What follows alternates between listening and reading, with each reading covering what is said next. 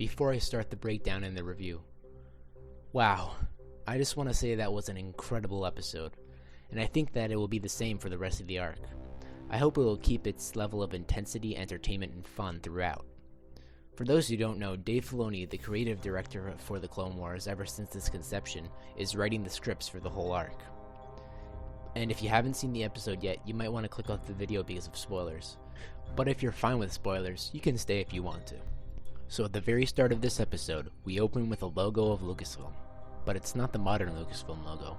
It's the classic green letters Lucasfilm logo that preceded all of the original trilogy movies when they came out in theaters.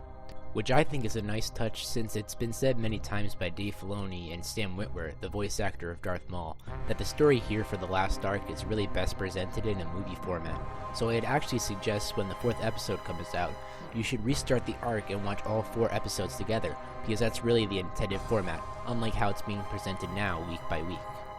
Then we start with the classic Star Wars fanfare, and the Clone Wars logo is in red like one of the Darth Maul arcs in Season 5. To show that the arc is more about darkness, and to really set the tone of the rise of evil that is to come with the creation of the Empire by the end of the arc. The Clone Wars has done coloring like this before for the logo, like red and blue. They did blue in the arc with the droid mission to infiltrate Separatist ships in the D-Squad arc. Also, the fanfare isn't the kind of Clone Wars variation of the opening theme. It's the classic opening theme, and the logo kind of zooms back at the same speed as the movies. Unlike how in every episode prior, the logo would zoom back really fast to cut right into the action. At this point, I was seriously expecting an opening crawl, but we still got the narrator to set us into the theme of the episode. So in the opening narration for this episode, we see the new General Grievous model that makes him look more like how he did in the Revenge of the Sith, as compared to the earlier seasons of the Clone Wars. I didn't expect us to see this model since the Crystal Crisis on Utapau arc was cut, but I was very happy to see it because he looks really cool with his new model. The narrator mentions that the Republic is getting worn down by the Separatist holdouts in the Outer Rim, and we got many shots of Jedi generals all over the galaxy fighting the droid army. We see many of the Jedi on the planets where they died fighting alongside the clones that killed them in Order 66, such as Aayla Secura on Felucia with Commander Bly. At the end of the narration, we cut to Urbana, where Commander Cody and Obi-Wan Kenobi are being held at a choke point on a bridge by Separatist forces.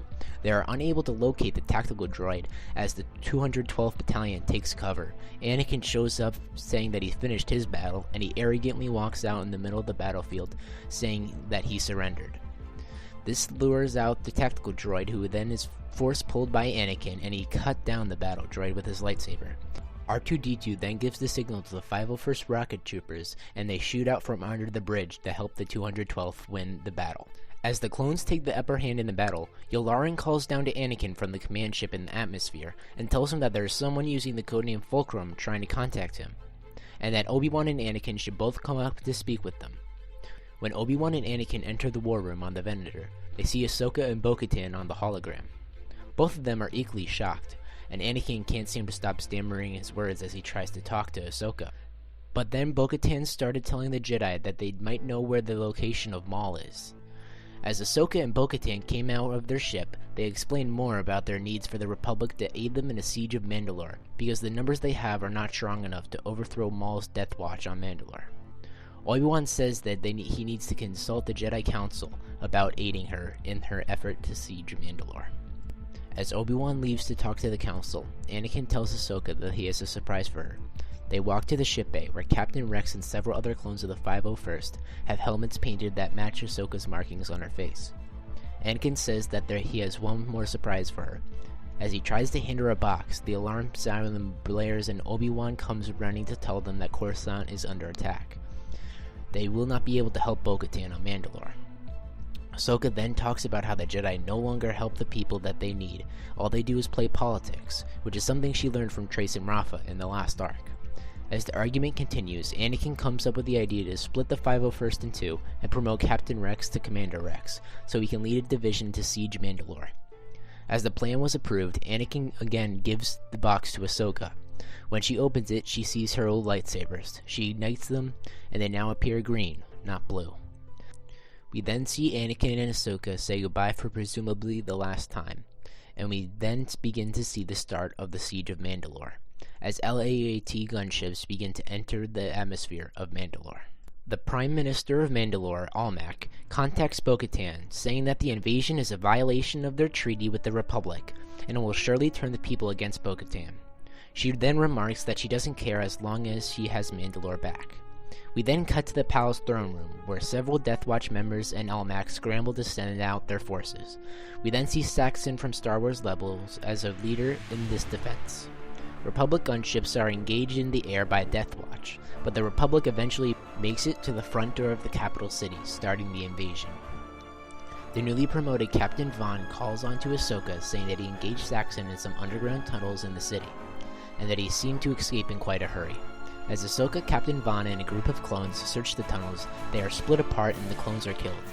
Ahsoka ends up in the middle of an open area with 4 tunnels leading into it. She becomes surrounded by Maul's Death Watch forces as the clanking of Maul's metal legs is heard from one tunnel, and he says, I was hoping for Kenobi.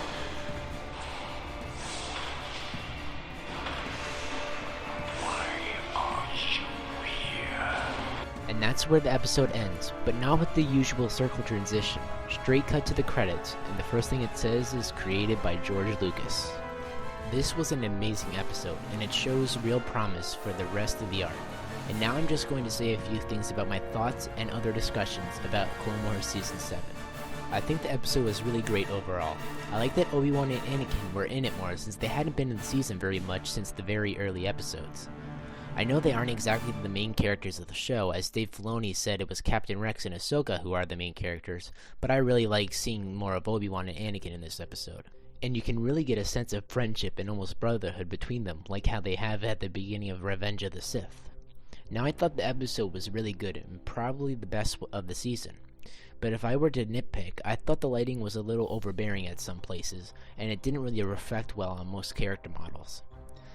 Also, I find it unfortunate that we didn't get to see the Battle of Coruscant.